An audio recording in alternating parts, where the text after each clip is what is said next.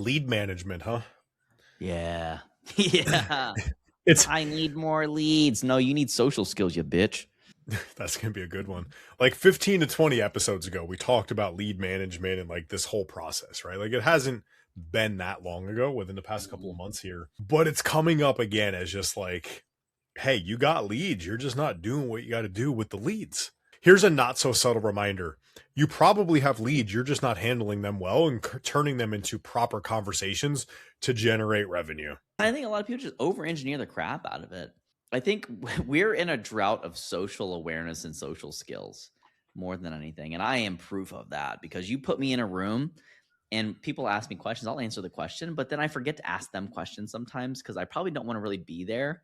And it comes across as, they're like, you can kind of see they're like, you can ask me about my career, my family. I'm like, I really don't care about your personal life. Like, what are your unique autism interests? But I can't ask that on someone's first meeting. So I'm like, So unless you come with some niche information, I don't really care to be there. I'm thinking about all the other things I should be doing, but I can only imagine that, especially with the prevalence of people that are working from home now, the amount of social sparring that people get to engage in is just dramatically lower. You got a kid. How is that social world? Is that something that you see, or are they pretty socially agile? Like, No, they're not fucking socially agile. Like they barely know how to communicate. Their phones, they're the main driver of communication. It's just that part's wild to me, but like it's funny. I find myself doing what my father used to do of like when I was a kid. And the reality is, for example, when I was younger, my dad wasn't driving me around everywhere. Like it was either I got there on my bike, my feet, my rollerblades, or I didn't go. That was it. I actually like And that. magically, I still had to be home to eat dinner, but I had no watch, no phone, no nothing. And I just knew when to be home. Kids these days, it's like, hey, I need a ride too. And everything is a 30-minute plus drive away. It's an hour round trip one way. They don't have any semblance of freaking time and like what that looks like. Like it's just, there's a lot of stuff that's very different. And my daughter's like, oh, hey, I need her. I'm like, I'm not giving you a ride somewhere. Like, no, figure it out. Well, it's 35 minutes driving, so I can't walk there. Like, yeah, so don't go there. Go somewhere else. Well, then there's nothing else to do. And I'm like, when I was a kid, I'm like, I know times are different, but their ability to communicate when they're next to each other, they're so awkward. So awkward.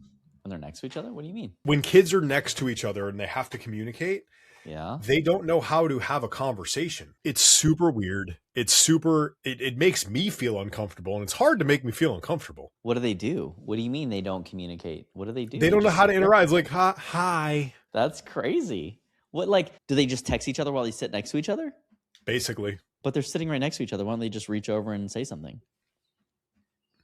Well, it's actually interesting because I think this really does highlight why it's important to either stay involved in literature or have a kid, right? Because you're going to see different things emerge and your strategies and tactics do have to change over time. And so I think that in light of what you just shared, I almost want to recant my lead management general perspective on, I don't think communication has to be done face to face as much anymore. It almost seems like if you're trying to sell to the younger, more impressionable crowd who may have less disposable income, but more open-minded versus the people that have been around in life a little bit more and they have a sensitive bullshit meter and they need more convincing, like your follow-up process should probably evolve substantially. And we're seeing that a lot with social media marketing right now, where people are selling through entertainment and cultivating interest by, and if you haven't listened to the AIDA model that we kind of talk about, I think it really makes a lot of sense to examine what medium and what population, and zeroing in on that is more important now than ever because Gen Z is starting to have more disposable income. And I assume that everyone listens to this as a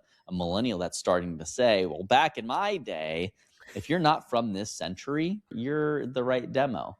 If you are not from this century, welcome, because you're about to get some of that wisdom. It's important to understand your ICP, right? Like who is the ideal person? Where are they hanging out? What are the things that tend to motivate them? And how do they communicate? What are the words that they use? Like that stuff's important. So sure, if you're trying to get somebody who's 18 to buy something from you versus somebody who's 60 to buy something from you, it does very much need to be two absolutely different paths, like 1 Mm, billion%. But nonetheless, you got to follow up. yeah. So, good example. I'm about a year-ish into jujitsu, and my gym, he's a jujitsu guy and he does IT, but he has no semblance of marketing. Website's terrible. Like, just all this stuff is pretty bad. He's an IT guy. What do you mean? No, well, that's the thing. Like, he's an IT guy. He supports IT infrastructure, but he has no idea about any of the other stuff. Oh, wow. So he handles security, right? Like, he's on Linux and things like Uh, that.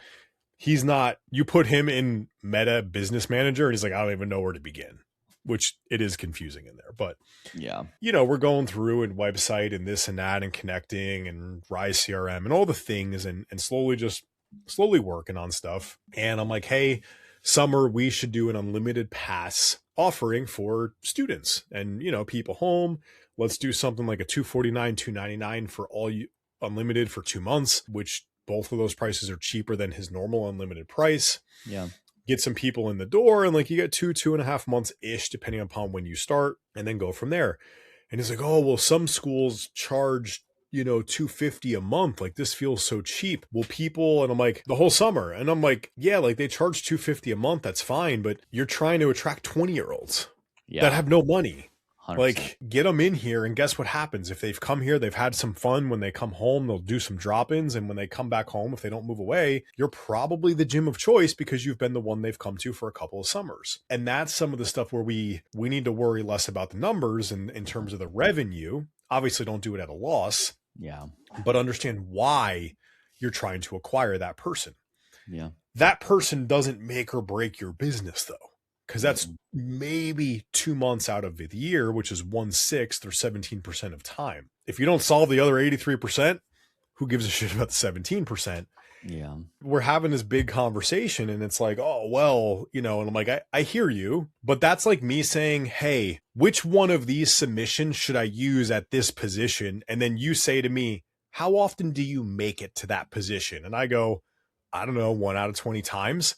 And you're then like, you should probably worry about making it to that position more often versus figuring out when you occasionally get there, what to do when you get there. And I'm like, well, yeah, but my ego says I need to know more submissions, Yeah. not I need to know how to get to a place of being able to submit somebody. I go, it's the same thing for you. You're like, more leads, more this, more that all the time. Big picture, slow down for a moment. Let's think of the foundational things we need to do to solve the problem. Yeah. And then we can go from there. It's the same thing here. If you're not following up with your damn leads, I don't care if they're 18 or 80, you're wasting money, time, effort, energy, all the things. Yeah, and I think it's even more so than when we think about people that want to build long-term sustainable businesses. If you want a business that's going to last you 10 years, you got to think a little bit in that domain. Like maybe 5% of your thought process should go towards that. Because if you show up year by year, you're going to play year by year. And if that's going to influence, and there is something to be agile. But I think that when people think about lead management and even, to ground this in the conversation of like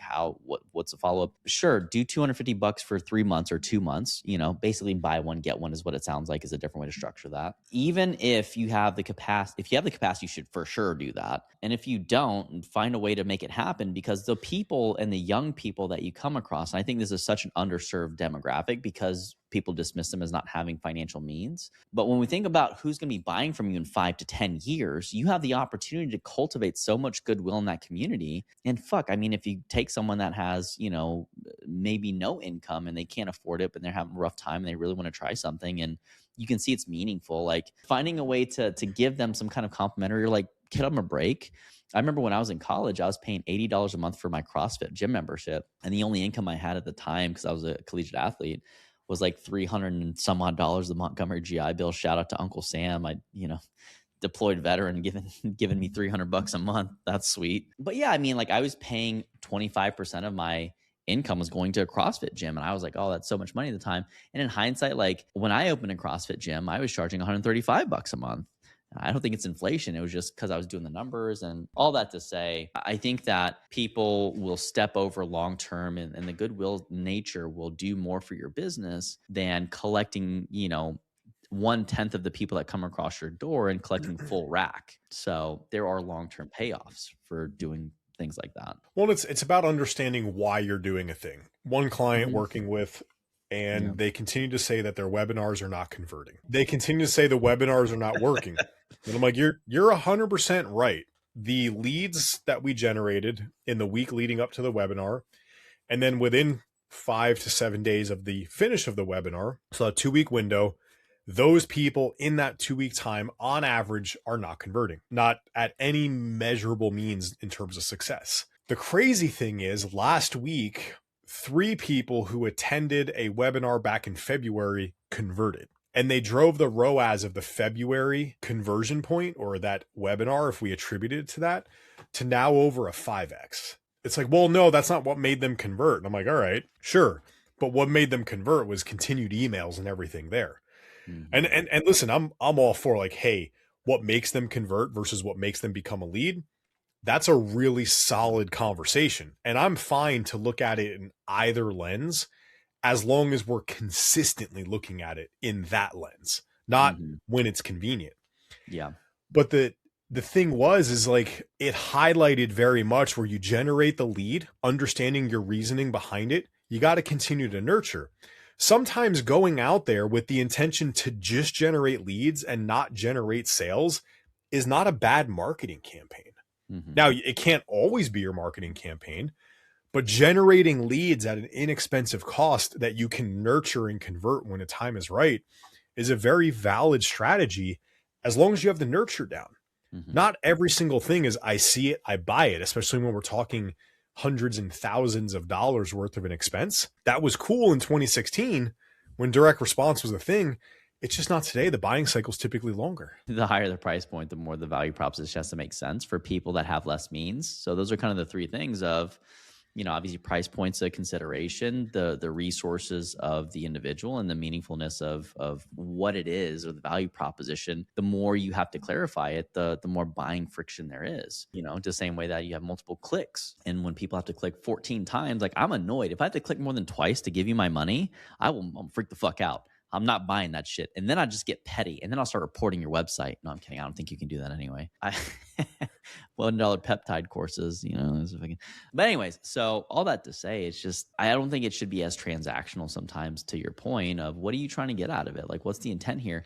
And I don't think that the people that are kind of the entrepreneurial lead syndrome, as you've coined it, I don't think that they have their eye on the horizon of what problems am I solving 3 years from now? Am I taking that temporary level of pain and maybe the potential minor losses to scaffold and build something that when it hits, it never misses, but people will hit a little bit, miss a little bit, hit a little bit, miss even more. And it creates this weird cycle of ups and downs, which is what we see a lot in gambling. And so I don't think that that's an appropriate business development strategy for anybody to, take a shot in the dark and then just let eventually the market conditions dictate the amount of success that you experience. You have to have a decision-making process in there that doesn't give up the long-term for the short, but also respects the immediate needs of the business and the health of the organization. Understanding why you're doing a marketing campaign, tactic, strategy, whatever, is important.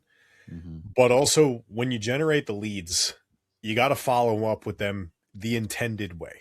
That's literally money sitting. I remember when I owned my gyms, the cost to acquire somebody at that time, like from an ad spend perspective, something like $700. So what does that mean? So you spend $700 to get one lead or one person to create a conversion, a new client. Okay. So you spend $700 and you get one new client in your gym. Are they personal training client or just like a gym member? Personal training clients. Oh, okay. Okay. And it was one of those things where that's the thing I drilled in deep. Like every time you don't call one of these people back, you could be 100% throwing away $700. And like, think of the money. And it's like $5, $10 a lead. Like you're probably fine if you accidentally lose $5, $10. Like it probably kind of gets annoying at like a $20 bill. Mm-hmm. You start misplacing hundreds, you get a little frustrated. Like what the fuck? $700, you lose that. Like you generally feel that. And I remember that being a big motivator to just go follow up to get them across the line. It wasn't a let me piss him off, but it was, hey, if it's not the right fit in the right time, just tell me and I'll leave you alone. But until you told me that, I'm going to continue to follow up, assuming you want some help. Yeah. And it's interesting because now, you start getting into the cold DM strategy or like the follow-up sequence. Have you seen the guy High Ticket Swerve or Sales with Swerve or something like that? No. It's really entertaining, and I've recently stopped looking. I actually now will leave my phone in a different room, and if people need a hold of me, like I will have my watch, but I do that so I don't pull up my phone and scroll. Prior to that, though, prior to my impulse I management, I got a solid a whole new solid navigation on my phone. It is my phone is so boring to me now. All of my apps I actually have to scroll to find the app that I want. uh-huh. And it's just wildly inefficient, it feels like. And the only apps I see anything on or can get through are like the 5 apps that I choose on my screen. Uh-oh. And my phone usage in 1 week, which I was like, I don't use my phone a lot. And I really don't. Like Yeah, compared to my wife, my daughter, I use it less than them. yeah. My phone usage in 1 week, 60% down. Just to be clear for the listeners, he has like 5 laptops running multiple instances of AI, so he's not screen free. We want to make that abundantly clear. Yeah, I'm not trying to say I'm screen free. I'm trying to say I'm phone free. Yeah. He's not doing as much mindless scrolling and stuff for sure. Yeah, no. You know, and so yeah, I think that's a great system. I fucking forgot what we were talking about. You leave your phone in another room and you don't want to continue to What? scroll. You were talking about some guy on Instagram, the sales, something. Yeah. Sales with Swerve. So this guy is he's cold calling it. I don't know if it's real or not. I think it is, but he'll call these guys and he'll be like, and he's like a weird, just like you can tell. It almost looks like he did some cocaine, and he's just like, and he's like, shut up and listen here, dickhead. He does such a strong pattern interrupt, and the business owners are like, what? And he's like, listen here, bitch, put me on with the owner, and everyone's just like, I'm shocked. And he like kind of riles him up a little bit, and then he subverts it. He's like, you sound like a guy I want to do business with. Bring your fucking credit card and show up tomorrow. And the guy will book calls, and he does ad spend, like he buys ads, but he'll get on the phone, do this completely wild out of pocket shit, which is so left field of what you would expect from a telemarketer or someone calling you, and he actually converts them, and he produces all this content. And whether he does a good job or a sales or not, I mean, like, I don't know his process, but I do know that he's had a lot of different voices on there, and I'm fairly certain he's actually doing these cold calls. So when it comes to getting through and doing things, like to your point, right tool, right job, depending on what the nurture and the follow-up sequence looks like, don't be afraid to try new things. And, you know, transparently just be authentic. When you're annoyed, you're like, hey, listen, I'm going to try to sell you some shit, and if you don't want it, cool. You know, because you get to the no faster, or you intrigue someone enough to where they want to hear more about it, and you open the door, but you're not wasting time equivocating like, hey, how's your day going? Like, I don't fucking know you. I don't really care how your day is going. I want to know, is my thing interesting to you or not? Do you want more information? If not, cool, tell me to fuck off and I'll just leave. You know, and I think that there's something more refreshing in the nature of how everyone is kind of using all this AI stuff, and no one really knows what to trust anymore. And so the more rough around the edges you are, the more authentic it comes across, the more trustworthy. To the study that was published back in 2013, people that swear more are inherently more trusted because it's a general semblance of they're less filtered, and so they're more just kind of off the cuff. So I think that we'll see It's not 100% across the board a thing. Just if you swear more, just saying that. Oh, yeah. I'm sure it's just highly contextual. Yeah. You know? Yeah. But yeah, yeah, that's yeah, there's somebody that loves to drop the F-bomb for sure. And definitely not trustworthy, but you know, well, actually maybe the perception is, and he closed a lot. He was good at sales. Yeah. What I remember, you send a shirtless picture and someone buys your shit. So, you know, whatever. But yeah, to bring this back to leads and like kind of what the outreach process looks like and how to manage that, you just need a way. Again, and we've harped on this. If you haven't listened to the previous episodes, make sure you subscribe and go find it. I think it's like in the 60s. We talk about lead management, like start with a spreadsheet. Just literally, you know, use a certain keyword in your text messages if you're texting people, and you know, that would be the keyword that you would search for in your search bar. And then you would see what the dates are and go back and scroll and, you know, find the people 3 months back and just keep turning them over. Hey, and you weren't ready before. Are you ready now? Does your life suck enough to want to take advantage of my shit or whatever? you know, because these people that are on your list, hopefully they've landed themselves there because they did have somewhat of a need of your services, or they expressed interest in some form, and maybe they weren't ready to purchase the first time. But I think it's never a complete no. It's just a matter of when it might be more appropriate or when they're more open-minded.